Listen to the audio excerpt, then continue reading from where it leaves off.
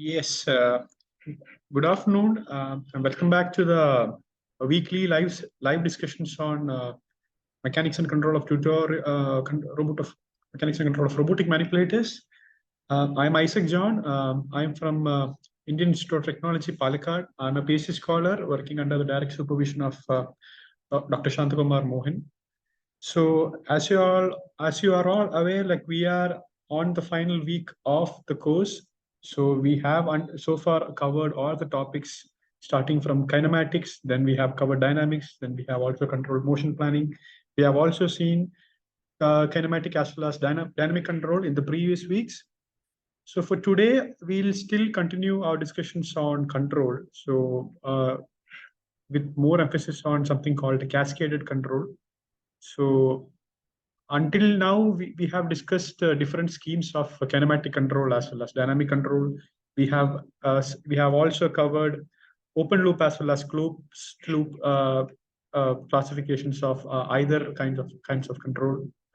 So this week we'll also look at one of the dynamic controllers, one of the closed loop dynamic controllers called cascaded control, and further along this week, we have also discussed something in terms of mobile robots, actually, how to model a mobile robot kinematically, as well as how to derive the equations of motion of a mobile robot. With whatever we have covered, with whatever basics we have grasped during the course of this entire course. So the basis is still the DH approach. We have also seen how to derive the kinematics as well as dynamics of a mobile robot. We'll basically implement whatever we have learned throughout this course on a mobile robot. So just in short, like the syllabus of week 8 is an extension of week 7. We discuss cascaded control. We also have seen how to implement various control algorithms, various open loop as well as closed loop control algorithms using MATLAB, how to simulate a robotic manipulator. So all those things we are basically covering on week 8. So in that regard, it's mostly simulations, control, and whatever we have learned so far implemented on a mobile robot. So yes, that's about it. More or less, it's an extension of week 7. All right. So if you have any questions in between, you can always let me know. You can always interrupt using your microphone. You can also come in through the chat box. Either whichever way you prefer, no problems. But if in case you have any doubts, or if my presentation or my audio visual is not clear, please do let me know. Okay, so again, like this session is going to be a short session because, as I've already said, it's basically an extension of what we have covered in the previous weeks. Right, so we'll start our discussions on cascaded control. Right, so again, it's something, the theory and all those things have been discussed in the previous lectures. It consists of dual loops. The control is based on dual loop, where on the outer loop, we'll basically control the kinematic. We'll have a kinematic level control, and on the inner loop, we'll have a dynamics level of control. So like the cascaded control basically can be implemented on a system of a general form as follows. Like a general input affine system is of the form like a state space representation of an input affine system. This is very important. An input affine system is of the form, the first state equation being x1 dot is f of x1 plus g of x1 x2, and x2 dot is f2 plus g2 times u, where the vectors x1 and x2 are called state vectors.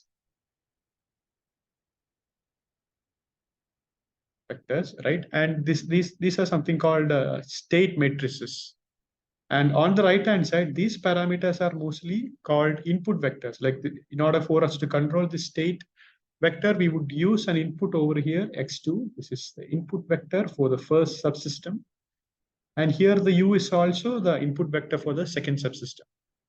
And if you can see, a general state space system may look something like this, similar to something like this. But here, in case of an input affine system, if you can observe, the input to the first subsystem is basically the state of the subsequent subsystem, right? That is the peculiarity of this input affine system. So this cascaded control can only be applied on if a system is input affine or of the following form, right? Like if there was a third state, it would look something like this. U would be F3 plus G3 times something else. U would be the third state, a state vector for the third system, and so on, right? And how can we represent a robotic system in this form is what we are looking at, right? So we have robot dynamics as follows. Mu dot is J of Q times Q dot. This is a well-known equation. Like if you want to represent robot kinematics, this is the representation of robot kinematics as a first order differential equation, right? Where this mu dot is the task space vector of task space variables, right? And this Q dot is the vector of joint space variables, right? Just to recall, like if you have a 2R robot, the task space variables are the position coordinates of the enter vector, X and Y, and the joint space coordinates are the active joint variables, theta 1, theta 2. And the mapping between the joint variables, theta 1, theta 2, and the task space variables is made possible by the Jacobian matrix, J of Q. Right? So that is about the robot kinematics, right? And we also have robot dynamics equation. You may not recognize it. We have something. Yes, tell me.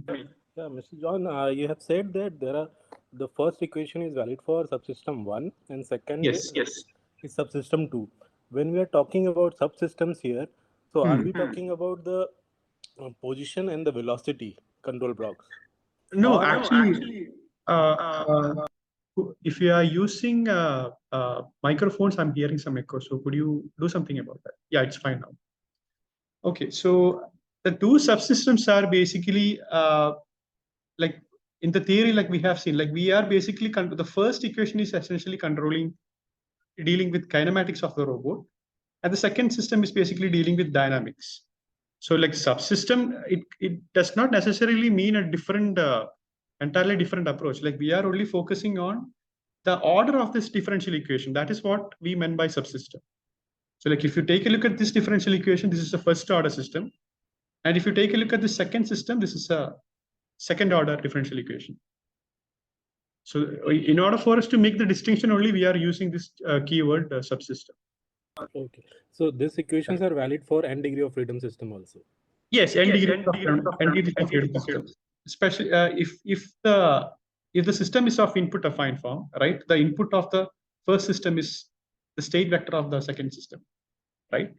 In case of a robotic system, we only have two such systems actually. You could basically represent these two systems, these two subsystems as this form, this general form, right? So like this is a well-known kinematic, the robot kinematics equation. And as you all know, the dynamics equation would look something like this. Tau would be a mass matrix M of Q times eta double dot plus a vector of Coriolis and centrifugal effects plus maybe if you are modeling some other effects, maybe gravity or friction, it'll all come into the picture, right? So if you rearrange this equation, this eta double dot would be tau minus n of Q dot, the whole multiplied by M inverse. So that is exactly what we have represented over here, right?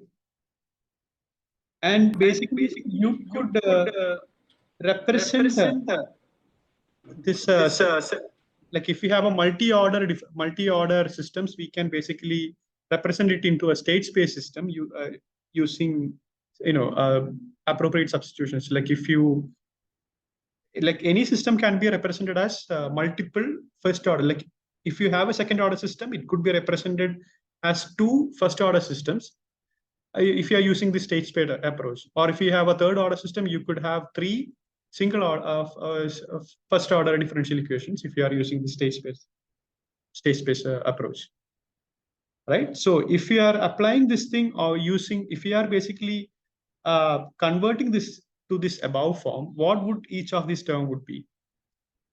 Right. So x1 would be mu, right? So x1 dot would be mu dot. And we don't have an f of x1 term over here, right? We don't have this f of x1 term. So that is essentially 0. And g of x1 term would be this Jacobian, j of q. And q dot would be nothing but this x2, right? This is x2.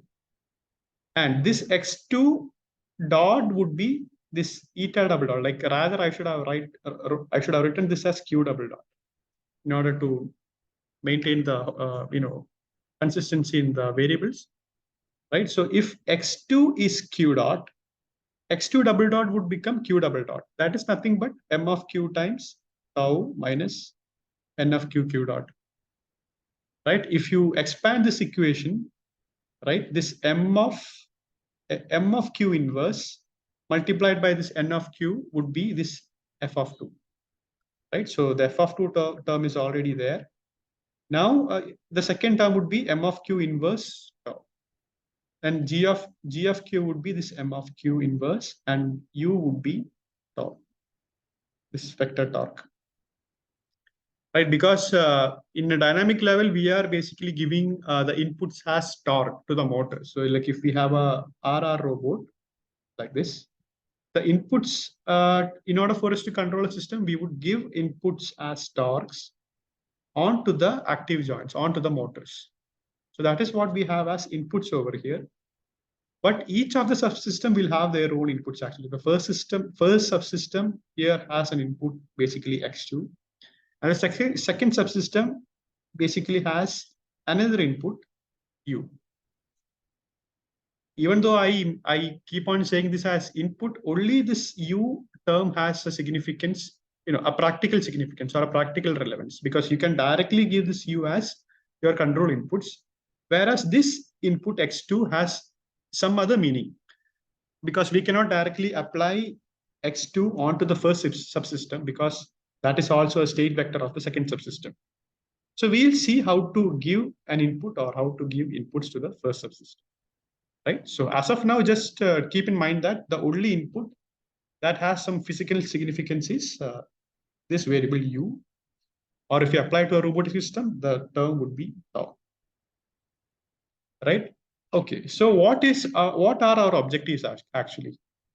These are our this is our state space representation, and our objective is like we would want all the state variables x1 and x2 to converge to 0 or converge to a desired to a desired point or to a desired equilibrium as time tends to infinity, right? If you want a robot or a robot end effector to move to a point or to move to a goal position, as time tends to infinity, it should the difference between the desired and the actual position should be asymptotically go to 0 in order for the system to realize its desired state space variables.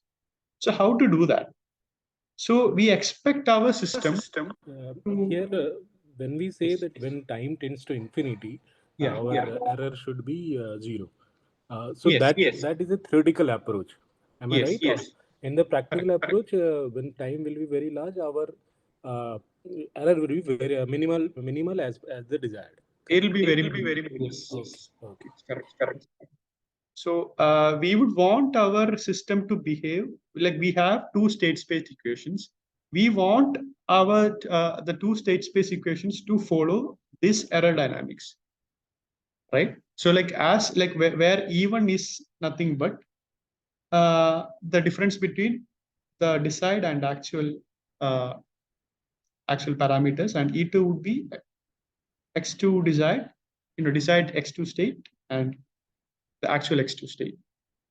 So like if we go back to the equation 1, like as time tends to infinity, we would want the error to be 0. Like if the solution of this equation would be something like similar to E1 of t would be C1 e raised to minus K1 t. It will be something similar to this, right? So as you can see, like as k tend to infinity, this term would vanish. And similarly for the second system, E2 of t, the solution of the second differential equation would be some constant E2, C2 e raised to minus K2t. Basically the general solution of the second differential equation. So again, as you can see, as time tends to infinity, this term E2 would also go to 0. That is what we want. That is how we want our system to react actually. So like we want our system to behave as per these two aerodynamics equation. And how to do that? So if you can basically manipulate this equation, like if you expand this E1 dot as x1 desired dot minus x1 dot, and I can keep on, I'll basically keep this variable as such, keep this term as such. So it'll be nothing like x1 desired dot minus x1 dot plus k1 E1. But what is this expression for this x1 dot? What is x1 dot? So like from the first state space equation, x1 dot is f of x1 plus g of x1 times x2. So we can substitute this onto the equation that we are considering. So we will get something like this. So x1 desired dot minus f of x1 minus g1 x2 plus k1 u1. So this is how our first subsystems aerodynamics would look like. So if we want this system to behave as per this aerodynamics, then what should x2 look like? So again, if you rearrange this term, you can find x2 from this equation. We simply rearrange this thing, right? If you take this term to the other side, the remaining terms would be k1 e1 plus x1 desired minus fn x1, the whole multiplied by j of j1 x1 inverse. So this will be the input vector. This would be our desired, or technically we'll have to give this as an input vector to the first subsystem so that it can follow this aerodynamic equation. I hope you are following, right? If yes. If you are giving this as a control vector to the first subsystem over here, we can get the first subsystem to behave as per this aerodynamics equation. I hope you don't mind jumping between slides. Right? Sure. Yeah. Here in the aerodynamics, what are the physical significance of K1 and K2? K1 and K2 are basically, you may call them as gains, right? So like, for example, like if we have a desired state, something like this, where this axis is time, maybe for a step input, this is maybe some, desired state. And we begin from 0. Maybe if you consider this to be a y-axis, and if you consider this to be 0, and depending on the k value, you can either, the rate at which it basically increases, it's kind of a proportional term. It's kind of a cane. Like if you increase the k value, it may sharply increase and it may reach the steady state value sooner. If it is a lower value of k, it may take more time to reach the desired state. Right? It's basically analogous to a gain value k. So depending upon how you take the value of k, your system may reach the steady state or reach the final state sooner, or it may even get a delayed response. The only thing you have to maintain is that k should be positive. Otherwise, like if you take k as negative in this differential equation, you may get the solution as C1 e raised to plus KT, something like that. E1 would be C1 e raised to plus K1T, and E2 would be C2 e raised to K2T. So as you can see, like if you increase time, the errors E1 and E2 can increase exponentially if you take this K1 as negative. I hope that is clear. Yeah, clear. It's analogous to a gain value K. Okay, so again, going back to the point, like if you give this input x2 as G inverse K1 E1, G1 inverse K1 E1 plus x1 desired dot minus f of x1 onto the first system, we will be able to make the first subsystem to behave as per this aerodynamics equation. That is what we actually know. And there is actually a problem though, because this x2 is a state vector for the second subsystem. We cannot basically give an input like so onto the first subsystem, right? So like what, if you go through this second point, it says like this should be the control input for the first subsystem to achieve the desired aerodynamics. That is exactly what we have said so far. But this x2 is also a state vector for the second subsystem as well, right? This state x2 is also a state vector for the second subsystem, right? So what possibly can we do? So the thing is that like we also have a second subsystem over here, x2 dot as f2 times x2 plus g of g2 times u. So what we do is that like if we make this, if we choose this u in such a way that the second state vector x2, the difference between x2 and x2 desired is eliminated, you know, and now the x2 desired will become this term, right? If we, I'll try to make it more clear. Like for example, consider this to be x2 desired. I'm simply naming it as x2 desired, right? So if we choose u is basically the input for the second subsystem. So if we choose u in such a way that the state vector x2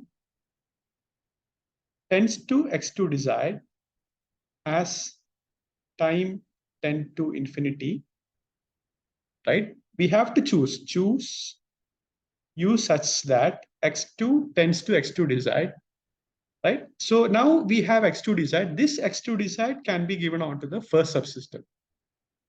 Then what we will have is that x1 minus x desired will tend to 0 as time t tend to infinity.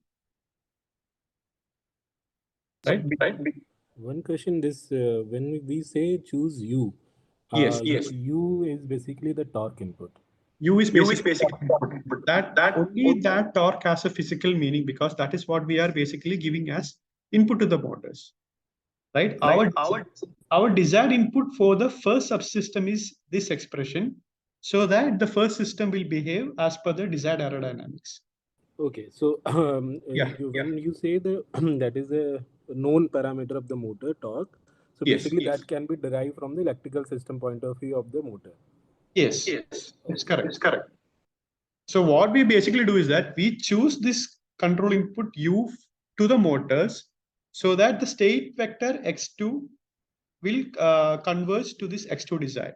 Whatever state vector the motor have, it will go to this term, right? So if we achieve this x2 desired, that x2 desired, if we are able to converge, or if we are able to regulate x2 to this term x2 desired, then we can give that x2 desired as a control input to the first subsystem, what we have seen earlier, so that we can achieve the desired aerodynamics. That is what it is all about. So if we can basically achieve this e2 dot k2 e2, if we regulate x2 to this term x2 desired, we can basically maintain this aerodynamics. And while maintaining this aerodynamics, we also basically ensure that this is also maintained. So that is why this is called backstepping. So we basically use this control input u so that the state x2 will turn to x2 desired, which in turn will be the input vector to the first subsystem, which in turn would ensure that the first aerodynamics will also be satisfied. So that is also why we call it as a backstepping or a double loop thing. So the outer loop, what we control one loop actually, we basically intend to control the kinematics. So by ensuring that the kinematics can be controlled, we have to judiciously choose the torque vector u, so that x2 will turn to the state vector x2 will converge to this x2 desired, which in turn, when supplied to the first subsystem, will lead the system to behavior as per this aerodynamics equation. So yeah, that is what this is actually about. So that's why this is called backstepping control, right? So again, like if we can So just to means what I understood. yeah. In a basic example, if I want to run a motor, let's say for theta is equal to 180 degree in Yes. time t. So I have to choose the torque which is corresponding to the current value of the motor, such that my x1, that will be the theta, will be controlled, right?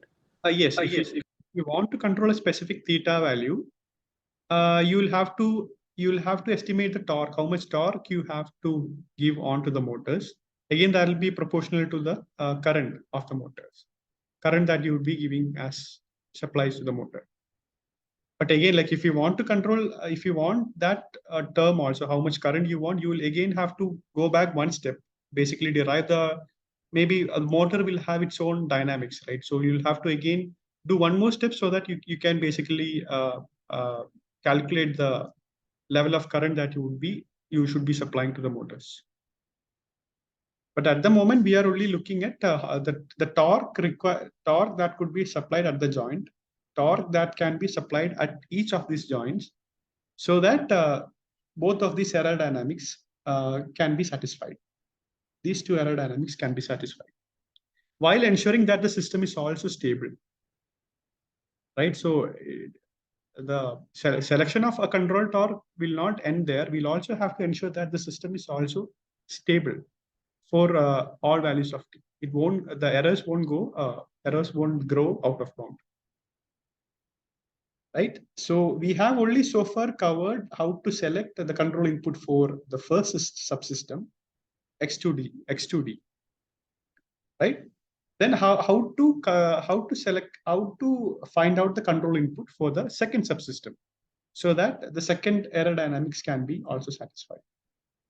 So again, like if I am reproducing or if I'm recreating the state space equation, we also know X2 dot is nothing but F2 of X1 comma X2 plus G2 of X1 X2 times U, right? And the second, the aerodynamics for the second system would be E2 dot plus K2 times E2.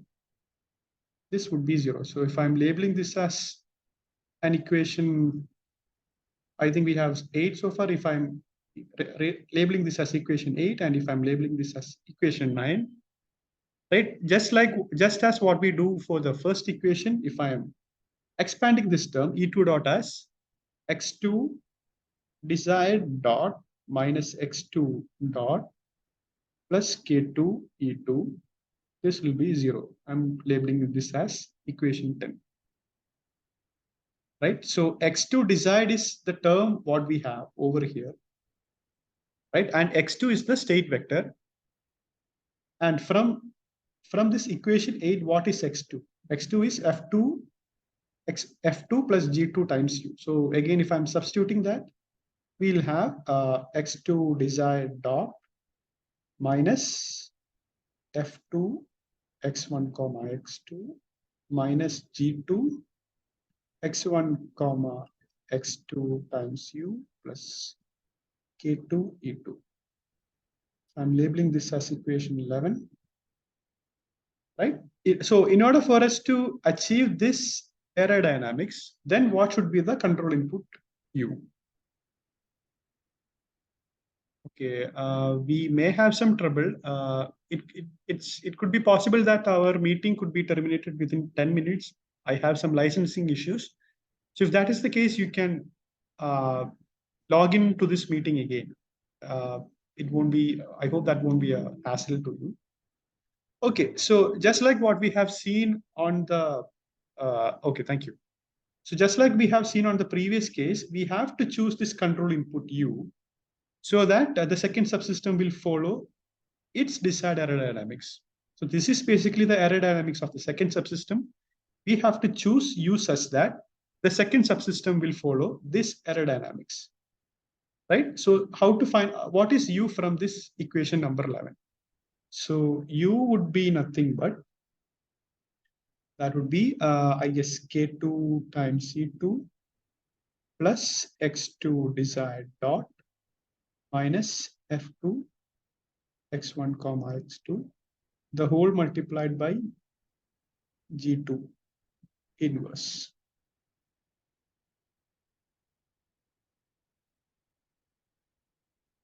So I'll label this as equation 12.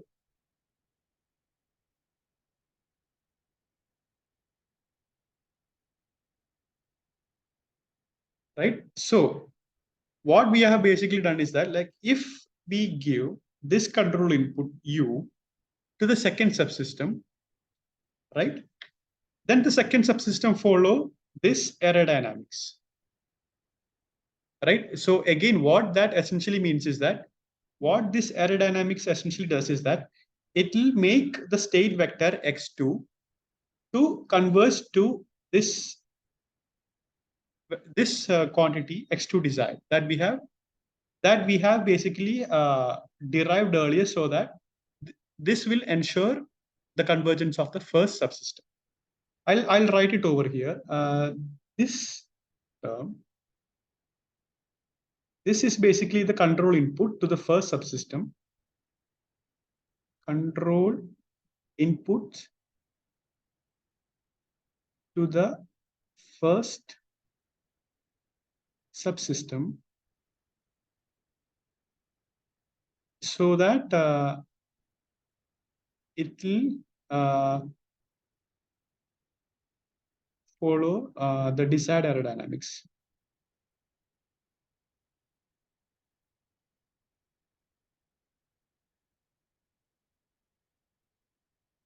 Right. So this has to be the control input to be given onto the first subsystem, so that it will follow the desired aerodynamics. Whereas here, this would be the control input. Only, as I've said earlier, only this control input U has a physical significance, because this is, you can call this as a virtual control input, because we cannot directly select this. Only this has a physical significance, because this is what we are actually giving on to the robot manipulator. So if we give this control input to the second subsystem, we'll basically ensure that this x2, the state vector x2 will converge to this parameter x2 desired, which can be supplied as a virtual control input to the first subsystem. So that the first aerodynamic equation can also be followed. But The first aerodynamic one, yes. Here in the U terms, we are getting the x2 dot also. So from where we got this in equation 12? Yes, equation 12, yes. We are getting to x2 d dot. Yes, yes. From where we will get this parameter? We have already defined this term here, right? But that has not a physical significance. That does not have a physical, but that is basically an equation. Like what I meant is that, like, it does not have a physical significance as a control input. We cannot physically give an input to the system, because that is also a variable. X2 is a state variable for the second subsystem,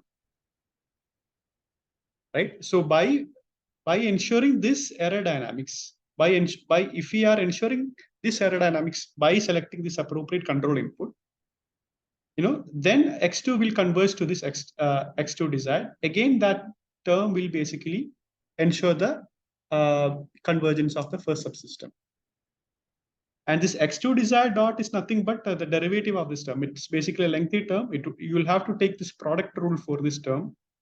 It will be something like g1 of x1 dot k1 e1 plus x1 desired dot minus f1 x1. Then again, by product rule, it will be g1 x1 inverse k1 e1 dot plus x1 desired dot minus f1 x1 dot. Okay, got it. Yes. Is that clear? Yes, it's clear. Okay. So that is how the second subsystem should be. So what do we know about this x2 term? That'll be basically the derivative of this term. Like what I have demonstrated now, it is basically going to be a lengthy equation. Actually, you'll have to apply this product rule. Again, stopping with this step is not enough, because we'll also have to ensure the stability of the system. And I hope if you have gone through the lectures, we can basically ensure the stability of a nonlinear system through something called a Lyapunov direct method. Right? I hope you can recall this, what we have basically discussed during these lectures by Professor Shantakumar. So what he says is that, like, he will basically what we do is that we'll have to find a candidate function, right? Maybe we'll call that function as v of e1 comma e2. So it could be any function actually. So there are some conditions to select this function. So for example, I'll select this function to be e1 transpose e1 plus e2 transpose e2. And we call this function as a Lyapunov candidate function.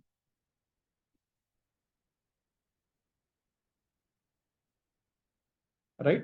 So in order for us to, what this Lyapunov direct method says is that if we are able to find a function like this, and there are also some more conditions actually. So v of e1, e2 should be greater than 0 for all e1, e2 not equal to 0.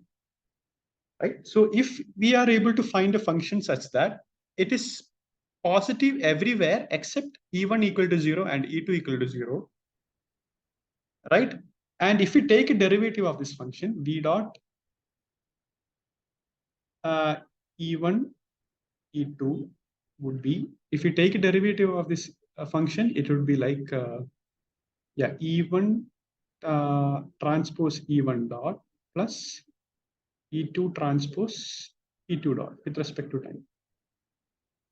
This should be negative everywhere for all e1, e2, 0. Right? So what it means is that, like, how does a positive definite function look like? It'll basically look like a parabola, right? If we have two coordinates, maybe e1, e2. So no matter where we begin, it will always converge to a stable equilibrium point, maybe e1 equal to 0 and e2 equal to 0. And the condition that it'll arrive or it will converge to this equilibrium is that the derivative v dot e1, e2 should be less than 0 everywhere. The derivative should be less than 0. So what the Lyapunov's direct method says is that if we can somehow find a function that is positive definite everywhere except e1 equal to 0 and e2 equal to 0, and its derivative is less than 0 for all e1 and e2, then we can basically say that e1 and e2 are always going to be stable. Or in other case, e1 tends to 0 and e2 also tend to 0. But the converse is not true. Like, if we are unable to find an expression or a function like this, that does not mean that the system is stable. It only means that we cannot find a function. But if we can somehow find a function, okay, so what I've said earlier, so if we can prove that this derivative e1 transpose e1 dot and e2 transpose e2 dot is always going to be 0 for all e1 and e2, then we can basically say that our system is basically asymptotically stable. Like, it's if it is less than or equal to 0, it's not asymptotically stable. Like, for example, like if a function has something like this, if we have some other crest, it can be stable, but it's not asymptotically stable. It'll converge to a local minimum, but it won't converge to a global minimum. So if we are able to ensure that it is strictly less than 0, then that means the system is stable. So the first part is finding out a function v of e1, e2 that is greater than 0. So basically we have already done that. Like by choosing this function, we have basically done that, because this is E1 transpose E1. So it does not matter whether E1 is negative or positive. This is analogous to squaring of these terms, E1 and E2. Right. So if we have a positive number and if we square it, it will end up positive. If we have a negative number and if we again square it, it will still turn out to be positive. So we have satisfied the first condition, like identifying a function that such that v of E1 and E2 is greater than 0. And the second condition is v dot E1 and E2 should be strictly less than 0. We have to prove that. We have to prove that such that this function is, the derivative of this function is less than 0. So only after proving this thing, only then we can conclusively say that the system is going to be stable. So yeah, the remaining exercise is proving exactly just that. Like this, all taken straightforward from the lectures. I'll just explain it for your understanding. So again, if we are basically doing that, what is E1? What is this term E1? E1 is nothing but x1 desired minus x1. So I'll call this equation maybe 13. So E1 dot would be x1 desired dot minus x1 dot, right? Where x1 dot is, we all from the state space equation, we know that that is f of x1 plus g of x1 times x2, right? So yeah, yes. So basically, x1 E1 dot would be x1 desired dot minus f1 x1 plus g1 x1 times x2. So this is your E2. I'm labeling this as equation 14, right? But again, we also know this x2 to be x2 desired minus E2, right? I suppose it's not too confusing, because we also know E2 is x2 desired minus x2, right? Then what is this implies? X2 is x2 desired minus E2. And we already know what this x2 desired is. We know x2 desired as, we have already established x2 desired to be this term.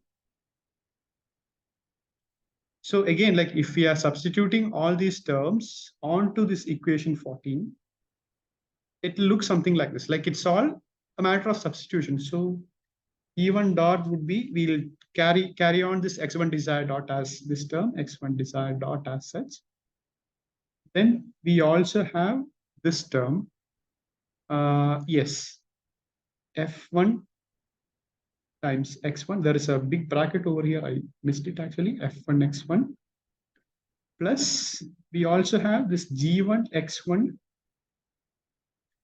Now we substitute the x2 as x2 desired minus E2. We'll basically substitute this x2 as x2 desired minus E2. And we already have this term for x2 desired. So while substituting that, it will be something of a lengthy equation. It will be like g1 of x1 inverse, then k1 e1 plus x1 desired dot minus f1 x1. Yeah, this will be this term, right? Then we also have a minus E2 over here, then this curly bracket and this entire thing, right? So just to recall this, we have this x1 desired dot carry over from this term. And for this x1 dot, we have substituted it as f of x1 plus g of x1 times x2. And for this x2, we substitute it as x2 desired minus C2, where x2 desired is this term actually, G inverse, this term, G inverse K1 E1 plus x1 desired dot minus F of F1 x1. And E2 is carried over here, where this x2 desired term, what I have written over here, is basically carried over from this equation. Okay, so what will happen if you simplify this equation? Because if you expand this bracket, we have this G of x1 inverse, G of x1 times G of x1 inverse. So these will basically, so these will basically get cancelled. So what are the remaining terms? We have a minus sign over here. We have this K1 E1. So we'll write this term. E1 dot would be minus K1 E1. Then what term do we have in the bracket? We have this term x1 desired dot. We have a minus sign over here. We also have another x1 desired dot over here. So these terms will get cancelled. Then we have this term over here, minus f1 x1. And we also have a plus f1 x1 over here. So again, these two terms get cancelled. Then what other terms do we have? The only remaining term we have over here is this one actually. That will be G of x1 times E2. I hope that is clear, because there is a minus sign over here. This minus sign and this minus sign get cancelled. So we have plus G of G1 x1 times E2. So basically, this is our expression for E1 dot. So we have so far came across halfway for finding out this E1 dot equation. Right? So we also need to find E2 dot, the correct expression for E2 dot. So far we have found out E1 dot. Now what would be E2 dot? So again, E2 dot would be x2 desired dot minus x2. And again, what is this x2 desired, x2 dot? That is basically, if you substitute this from the second state space equation. So yeah, I'll label this as equation 15. Okay, so if I'm substituting for this term, this second state space equation, it'll be something like this. x2 desired dot minus, it'll be f2 x1 x2 plus g2 x1 comma x2 times u. Right? So I'll again, we have to select this u so that, like, our objective is to make this term less than 0, right? V dot should be less than 0 in order for the systems to be stable. So we have this term, we already have this term, we have found out an expression for this term. We are currently writing an expression for this term. And this term basically includes the control input u. This is what we can actually control, what we can basically give as motors. So is there any way that we can select this u so that this equation can be less than 0 always? Because that is our objective, right? So is there any way that we can select this u such that this equation for v dot will always be less than 0? So again, like the solution is like you'll have to find out an expression for u dot so that it does not matter what expression you get. If you can prove that the expression for v dot is negative for all x1 and x2, so that proves that the system is always going to be stable. It does not matter what way you use, what method you use, or what approach you use. You can also use a different function. Does not matter. So like as long as the conditions are maintained, as long as v of e1 e2 is greater than 0 and v dot of e1 e2 is less than 0, it does not matter what functions that you are using or what control input you are choosing. So what we basically do is that if we try to make this E2 dot, see, if we try to manipulate this equation, I'll label this as maybe equation 16. So if we choose this control input such that this equation E2 dot will end up something like this: E2 K2 E2 minus G1 X1 E1.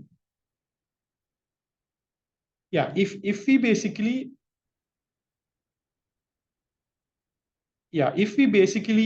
choose this control input so that this entire expression E2 dot will turn out to be something like this, then what will be this equation?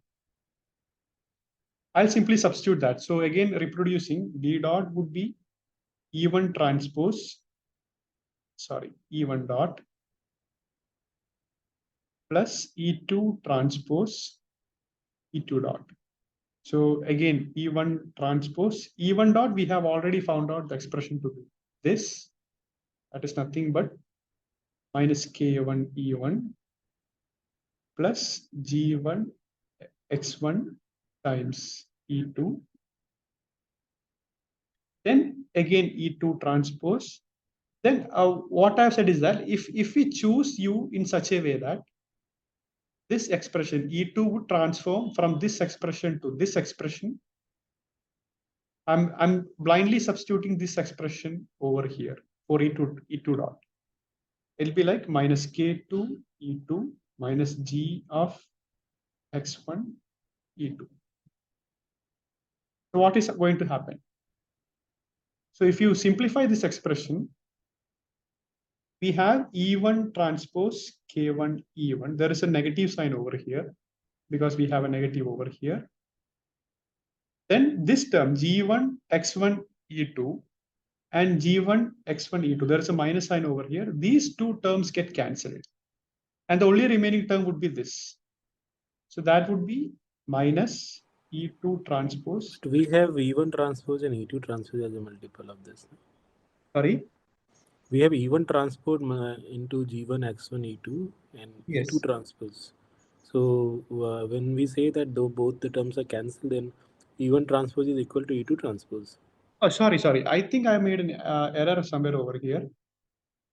Yeah, sorry. This should be E1 transpose. Like if we, so instead of this being E1, if this is, instead of that being E2, if this was E1, then this term would also be E1, right? Then E2 transpose E1, yeah. So do you agree that this term would get cancelled? G1, E1 transpose G1 E2 and E2 transpose G1 E1. Those are essentially identical, right? Yes. Okay. Yes, Okay. Now that is clear. So thank you for pointing that out. So if I choose this control input U in such a way that this equation, equation 16, transforms into this equation, then what will be this term V dot? So substituting this term blindly onto this as E2 dot, we'll get something like this. So just by looking at it, it's apparent, it's obvious that V dot is always going to be less than 0 for all E1 and E2. Right? Because we always have a negative term over here. It does not matter if it is, the terms are negative. If E1 is negative, then since it is, we have this E1 square, this term will become positive. We have a negative term over here. So this entire term will become negative. And if E2 transpose, I think again I have made a mistake over here. This term should also be E2. Yeah, so it does not matter whether E2 is also positive or negative, whatever be the case, since we have a negative sign over here, this term is also going to be negative, always. So this V dot expression is always going to be less than 0 for all E1 and E2. It does not matter whether E1 and E2 is greater than 0 or less than 0. It's always going to be negative. Okay, so this is what we require, and this is how we want E2 dot to be. This is how we would want E2 dot to be. So with that insight, again, like this is basically coming back from the solution. There is no shortcut for this. Like these are all resulted from multiple iterations of trial and error. So I'm only saying this because I know the solution beforehand.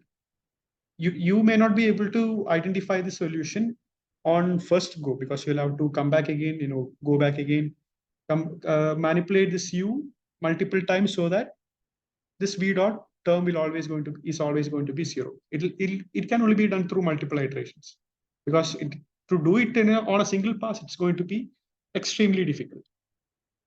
Okay, so now that we know the solution, what should this control input how should that control input u should be? If you want e2 dot to be this term.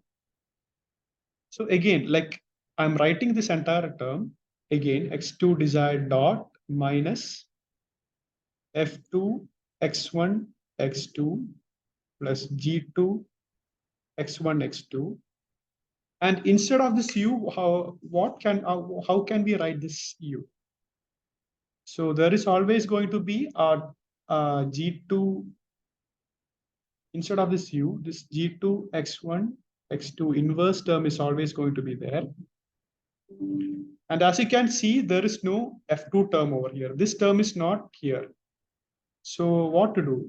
What can we do? We can basically multiply this again with a minus f2 x1 x2 term over here. And again, as you can see, there is no x2 desired dot term here also. So further, we can also add a term plus x2 desired dot term over here, so that this term x2 desired dot and this term will get cancelled. And yeah, we also have one more term actually, or rather two more terms. We require these two terms. So in order to add that, we can simply add those terms over here, k2 e2 plus g1 x1 times e1, right? So if you simplify this expression, we will get this expression, because this is what we need. This is what we require, so that v dot will become 0. So if you can see, we have an x2, sorry. As you can see, over here, we have an x2 desired dot term over here, and we also have an x2 desired term over here. So these terms would get cancelled. This will get cancelled, sorry. This term would get cancelled. We have a minus f2 x2 over here, and a minus of minus plus f2 of x1 x2 over here. So again, that terms also would get cancelled. This would get cancelled. This would also get cancelled. Now, what are the remaining terms? The remaining terms are nothing but basically, like we have g of x1 x2 times g of x1 x2 inverse. So this will become identity.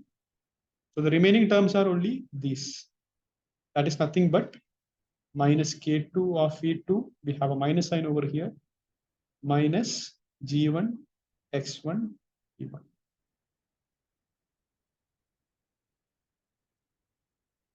Right? So that this term would, so that this, we can basically manipulate e2 dot to be this expression. So again, yeah, that is about it. So in that regard, what did we select our control input to be? Our control input now is this equation. That is nothing but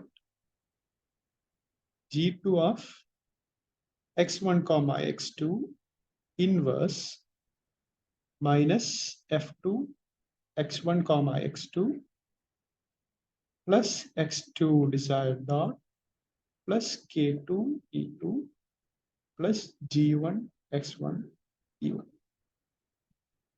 So this is how our control input should be, so that the system is going to be stable.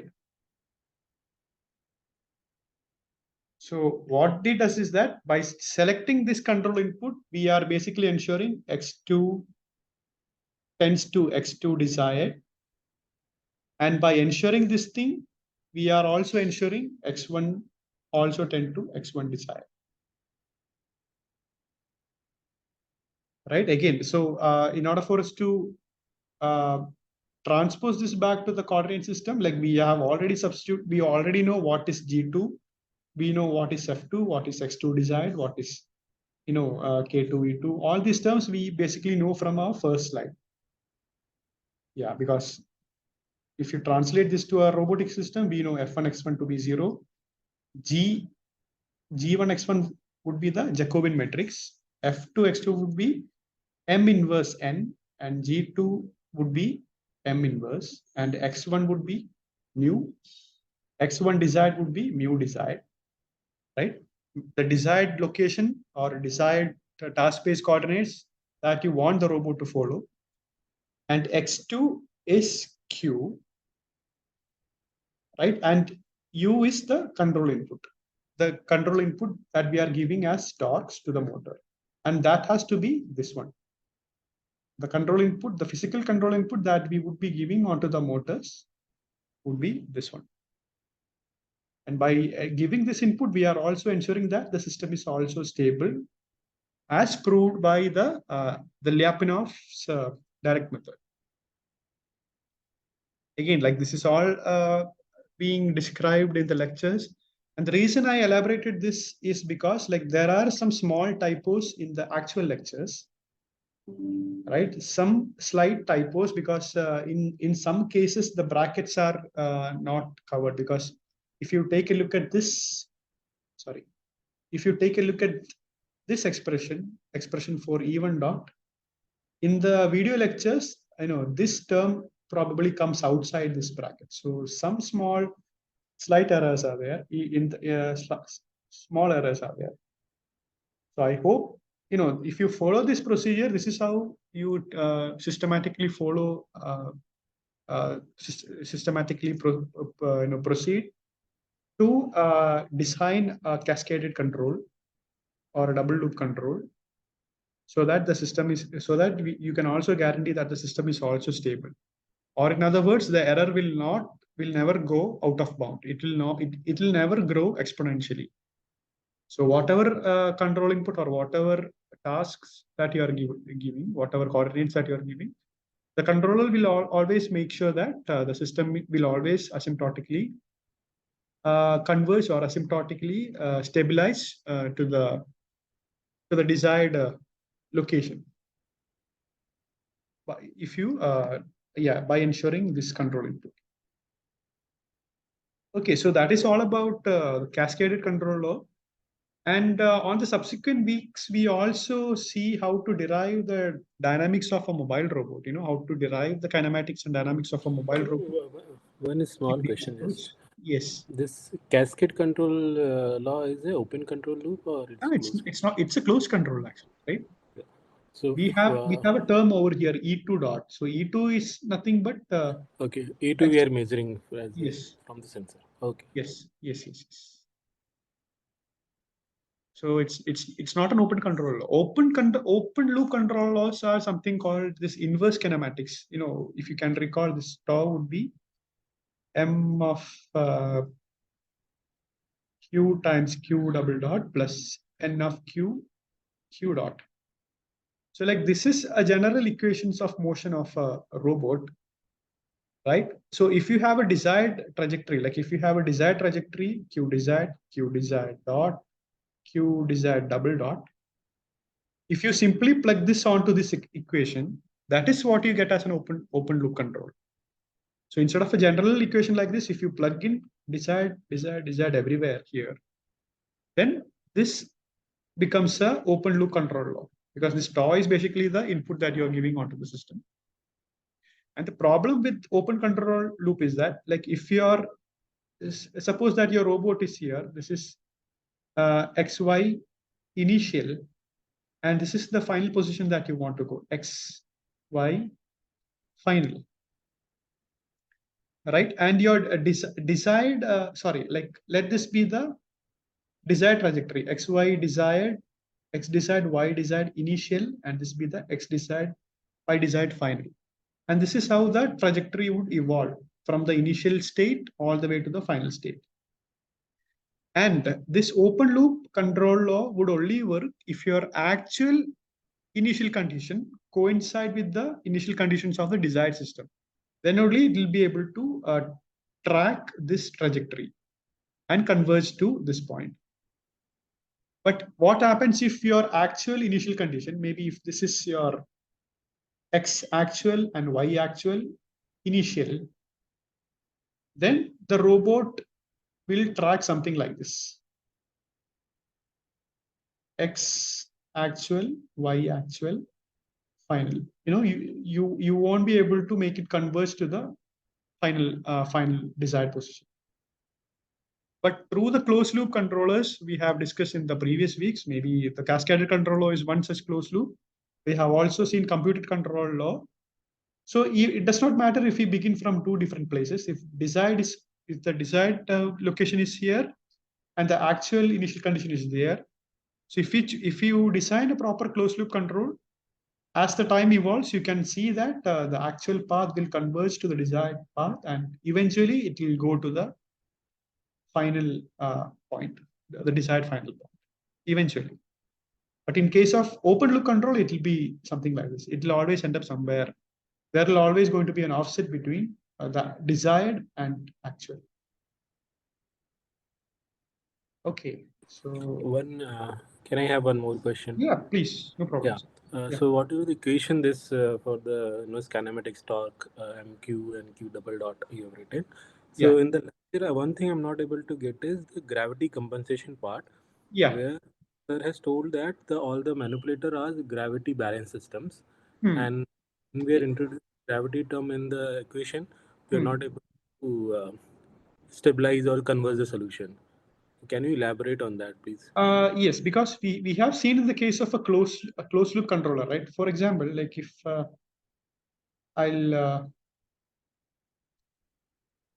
I've seen that portion actually where Sir said this. So for example, let the robot behave as per this equation of motion.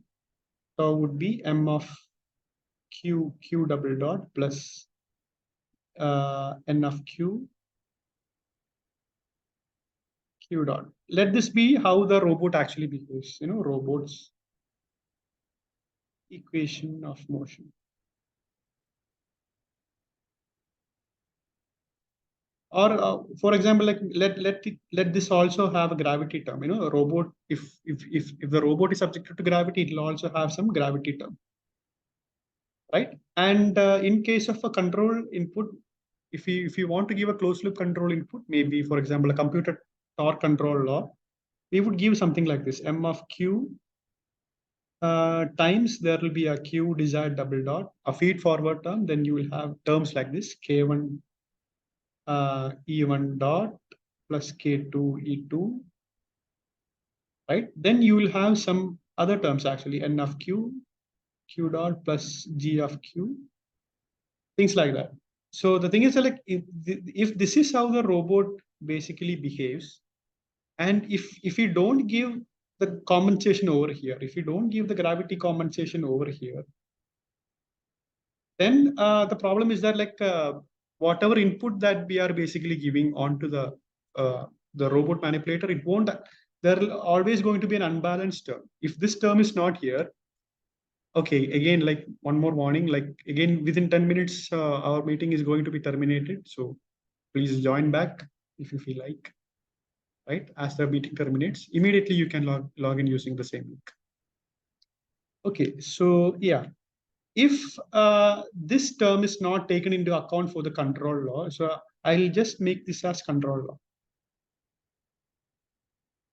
So if you don't account for this gravity or maybe this this feedback compensation, this nonlinearization term, if you don't account for this thing in control, but in practice, in the case of an actual system, this gravity vector exists, then you can expect what we have seen in the lectures. The robot may not behave as how as per how we how we want it to behave actually.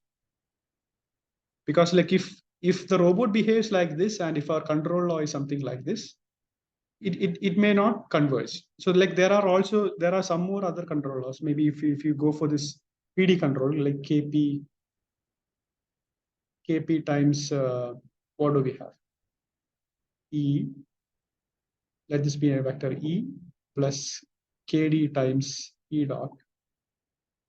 This is PD control law. Tau would be KP times the difference between the position error, and KD times the difference between the position the velocities.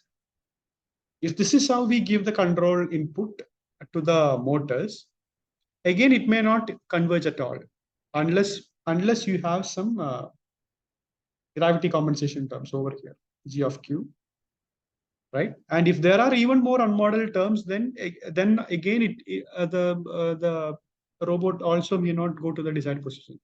Like if there are if in the case of an actual robot, if it has some components due to friction, and if it has an high influence over the torque, and if you don't and incorporate that onto the if you don't incorporate that effects sufficiently well enough onto the control law, then also we may also expect some unexpected behaviors actually. So it means what I understood is the first term in the KPE and KDE dot is basically isn't the kinematics and the dynamics of the robotic manipulator.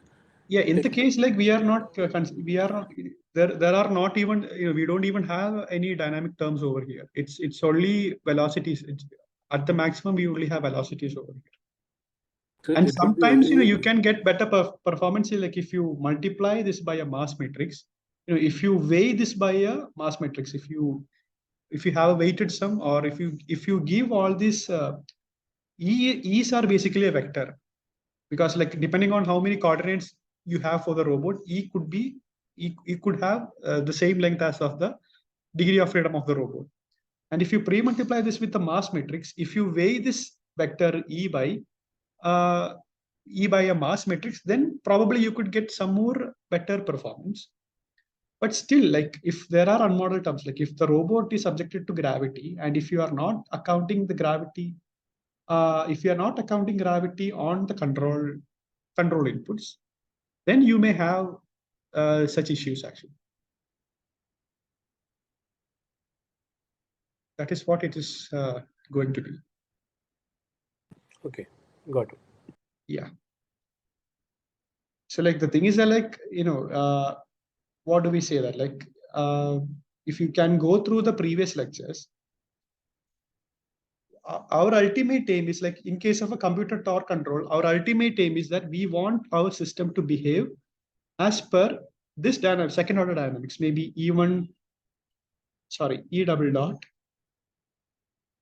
plus maybe some K1 E1 dot plus K2 E2 should be 0. We want our robotic system to behave as per this second order dynamics.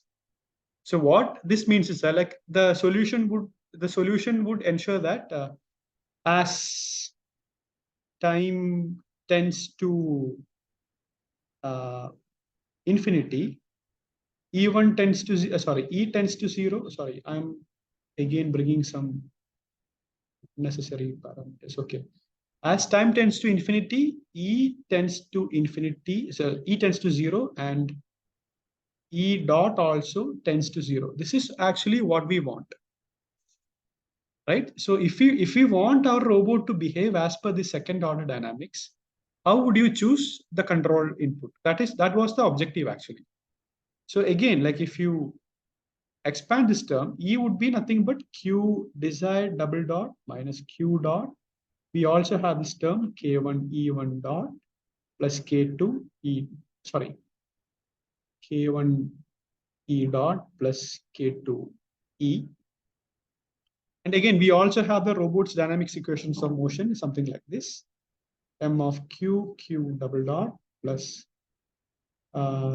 N of Q dot. Let this be how the robot behaves in actual. This is robot dynamics. And then from here, from this equation, what will be the term Q dot? So Q desired double dot minus Q dot would be tau, it will be tau minus n of Q. Is it correct though? Yeah, Q double dot tau minus n of Q dot, the whole multiplied by M inverse Q. So it will be something like M inverse Q tau minus n of Q dot, right? Then what other terms do we have? We have K1 E dot plus K2 E. This should be 0. So if we want the system to behave as per the second order dynamics, then what should be the control input tau? That is how we select it actually. So again, if you are expanding this expression, it would look something like Q desired double dot minus M inverse Q tau. Then we have a positive term, M inverse Q, N of Q dot plus K1 E dot plus K2. So from here, what will be the control input tau? So again, like if you are rearranging it, it'll be something like Q desired double dot plus M inverse Q N of Q dot plus K1 E dot plus K2 E. If we take this to the other side of this equation, and we'll multiply this M inverse to both sides, we'll get something like this, M of Q. Right, again further expanding, we'll get M of Q times Q desired double dot plus, what else do we have? K1 E1 dot, sorry, K1 E dot plus K2 E. And here this M of Q and M of Q inverse get cancelled. So we'll get this standalone term, N of Q dot, if this is the torque. Right? And we basically modeled this control input, right? If you go back, if you take a look at this, we basically modeled this control input based on the assumption that the robot behaves like this in actual, right? Because from here, we derive the expression for this Q double dot, and we substituted that to the second order aerodynamics equation. And the way that we derive this control input torque, this is for distinction, I'll call this as U, tau U. So we derived this tau U, the control input to the actuators, based on the assumption that the real robot, the actual robot, behaves as per this equations of motion, right? But as you can see, like there are no gravity compensation term over here. But if in case the robot also is subjected to gravity, if the robot is subjected to gravity, maybe G of Q, and we fail to address that here, if we fail to address that over here, then we, okay, again, sorry for that. I can share my screen.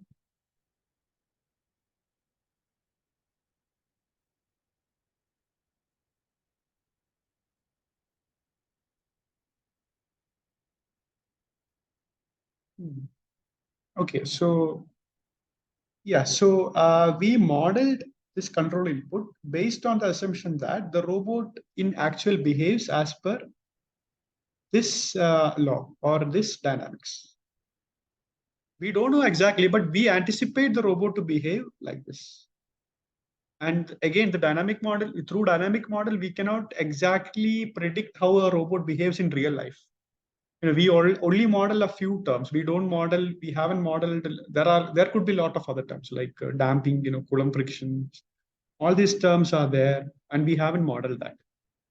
And if we fail to model this thing, if we fail to model the gravity part in terms of a real robot, and if we fail to include that on the control input, in reality, if this thing exists and we fail to include that on the control law, then we can basically expect some sort of unexpected behavior.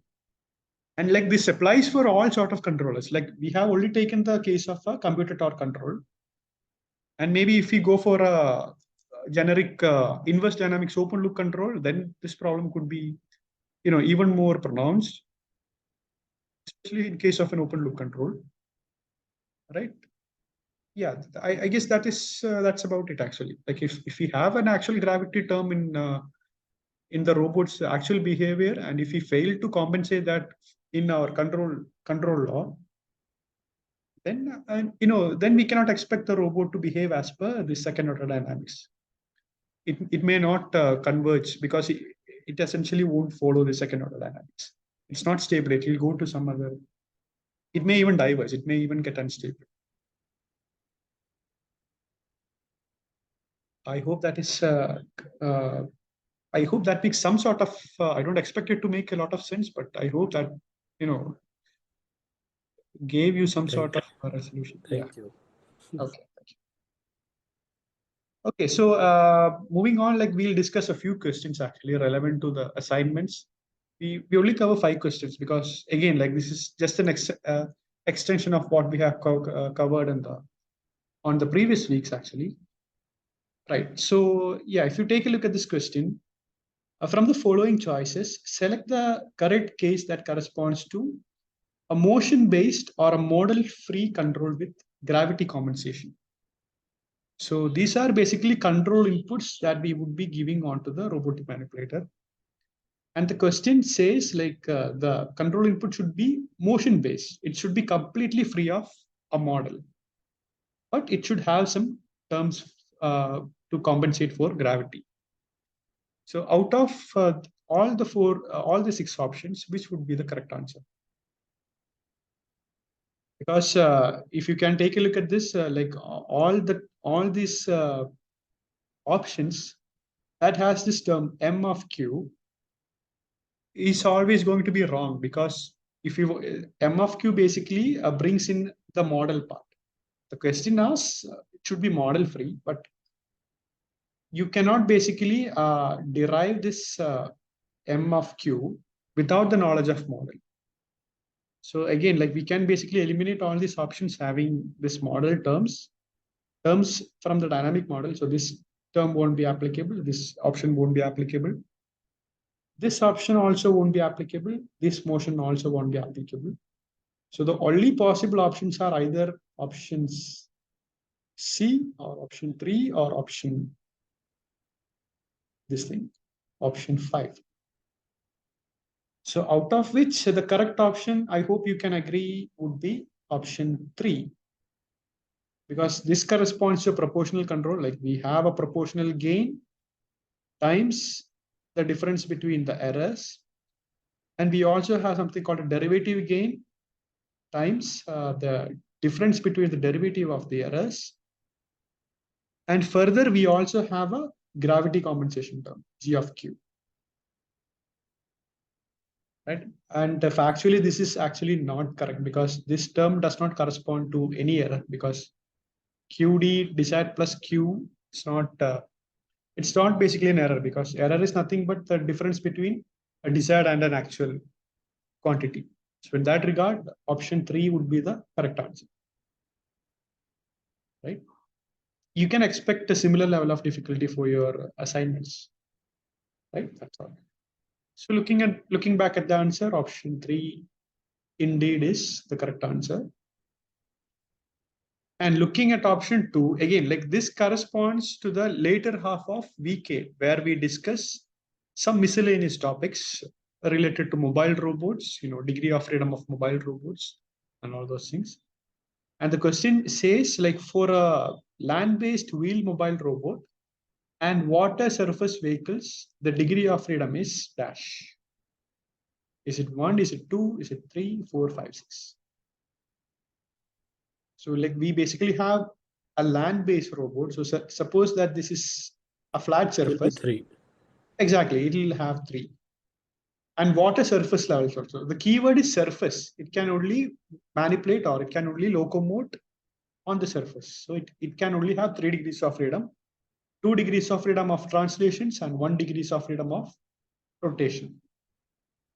But what would happen if the question was, in fact, for aerial robots and underwater robots? That will be 6. That will be 6, correct. Okay, straightforward. Okay, so moving on, question number 3, it says, if an inertia matrix d of theta and the vector of Coriolis and gravity centrifugal effects n of theta desired dot, fx for a mobile robot, the computed torque control law with feedback linearizations. So again, like you are given basically 2 model terms, the inertia matrix and the vector of Coriolis and centrifugal effects. Then what would be the computer torque control law with feedback linearization? It will be option 3 only. Will be option 3. Yeah, just now only we have derived this, from we basically derived this from the second order dynamics.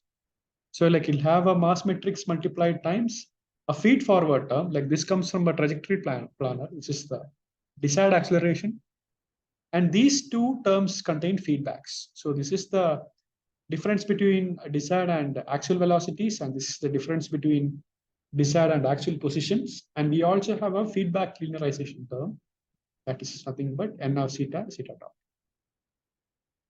Okay, that is indeed correct. Okay, moving on to question 4. This is somewhat a lengthy question. So it says like the input affine form of for a cascaded control scheme is given as follows. Like this is basically a standard input affine form. Like x1 dot is f1 plus g1 x2 and x2 dot is f2 times g2 times u. So the control input to the first system is basically a state vector for the second system.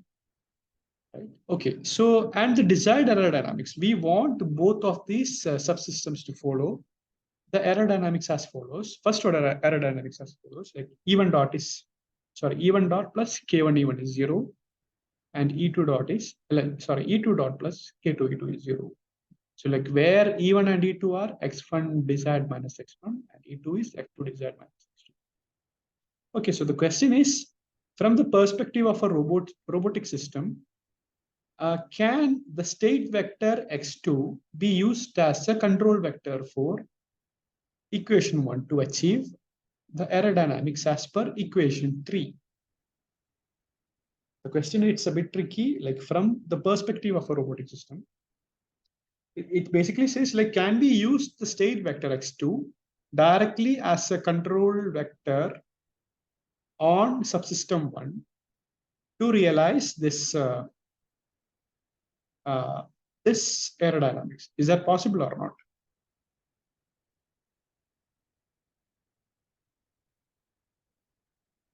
We just derived this equation. I think. Yeah, we derived actually. We cannot directly give x2 as a control input because we don't have any control over x2. We can control u though, right? So like this, we basically derived an expression for x2, right? Earlier we derived an expression for x2 so that the first subsystem will follow this aerodynamics equation. We can't indeed control u, right? We can basically control u so that this x2 will converge to this x2. Let this be some x2 desired. We can indeed control u so that this x2, the state vector x2 can converge or can stabilize to this desired x2 desired, which in turn would ensure that this aerodynamics would be satisfied. Right. So while choosing by choosing this u, we can ensure this this aerodynamics to be satisfied. So we can basically satisfy this error dynamics. So while satisfying this error dynamics, the state vector x2 will converge to this x2 desired. So which in turn would make this subsystem compliant with this first order dynamics. So in that regard, the correct answer for this question is no, because we cannot directly control this x2.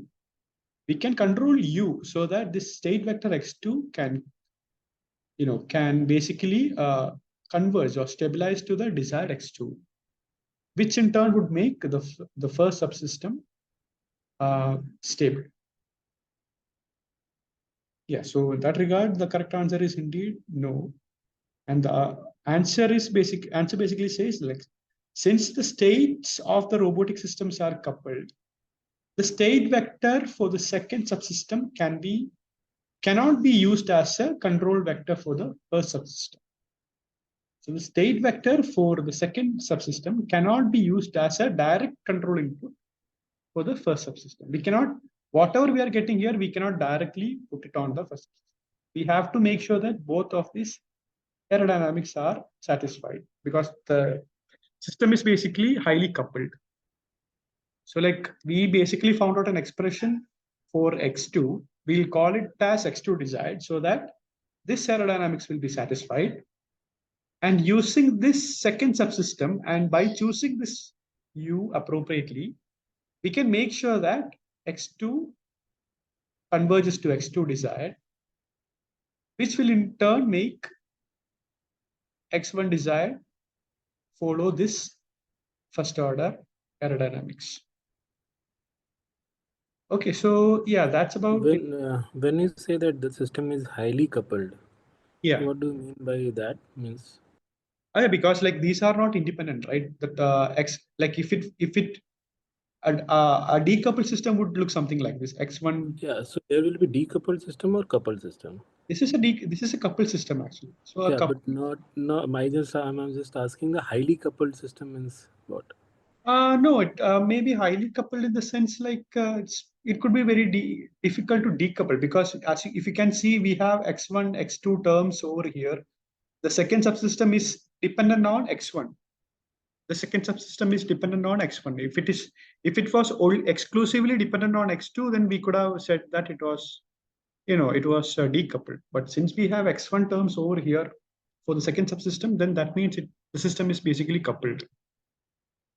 Okay. And if you're concerned about the term highly coupled, I guess that does not make a difference if you say it is coupled or highly coupled. That's what I mean. Yeah, maybe coupled or highly coupled. Maybe they may have used it ambiguously. There could not be any. Yeah, it may not mean anything different in this context. Maybe highly coupled and coupled means the same thing, in this context. Okay. Right? So yeah.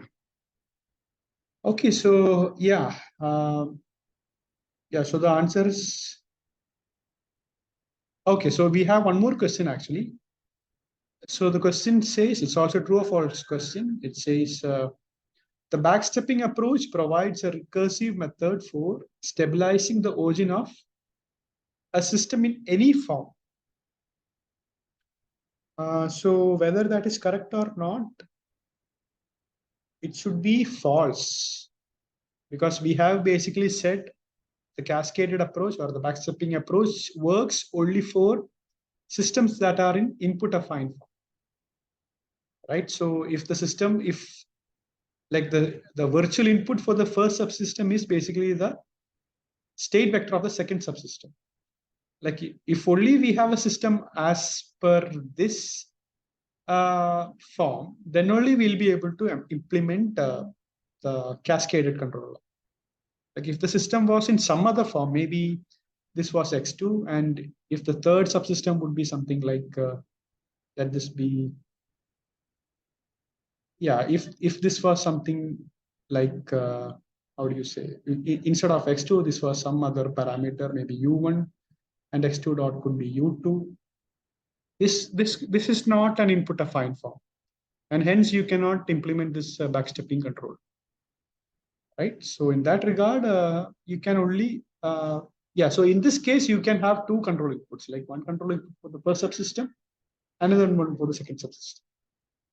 And for the question that is being asked, it says like the backstepping control, whatever we have discussed till now, can be used for any kind of system. So that is indeed false. It cannot be used for any kind of system. It can only be used for this input affine system. So again, in that regard, the option is false. And the justification is the backstepping approach provides a recursive method for stabilizing the origin of a system in strict feedback form, or in other words, this input affine. Okay, so yeah, I guess that is the end of our discussion. And again, that is also the end of discussions for this course. We have covered live interactions for all the 8 weeks, right?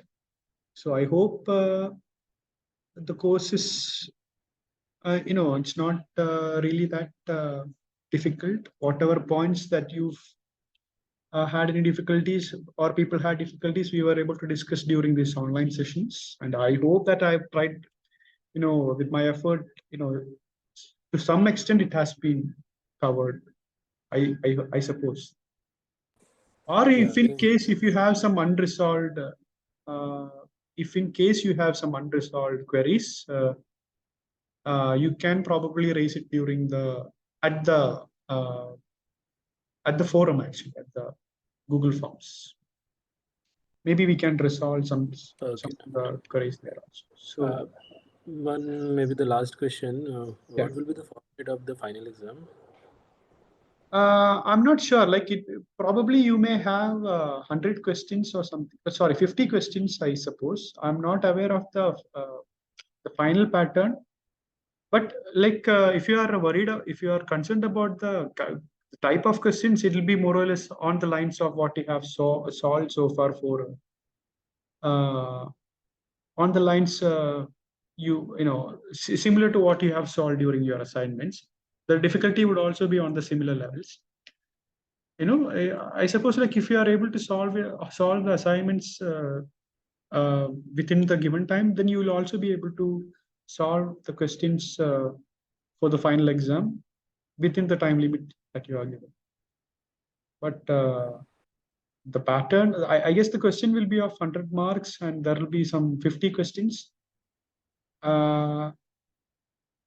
Yes, there will be 50 questions actually. And the first 10 questions will have a weightage of 1 mark and the subsequent questions will have different weightages actually. And the first questions, the first initial questions would be of true or false, fill in the blanks kind of a question. And the subsequent questions may have some, it could be more involved actually. So something like, find the DH parameters of a robot manipulator kind of questions. Things like that. Okay. Okay, so with that, I'll wind up the sessions. For again, thank you for tuning in. Thank you. Yeah, thank you very much. So goodbye then. All the best for your exams. Thank you. Thanks.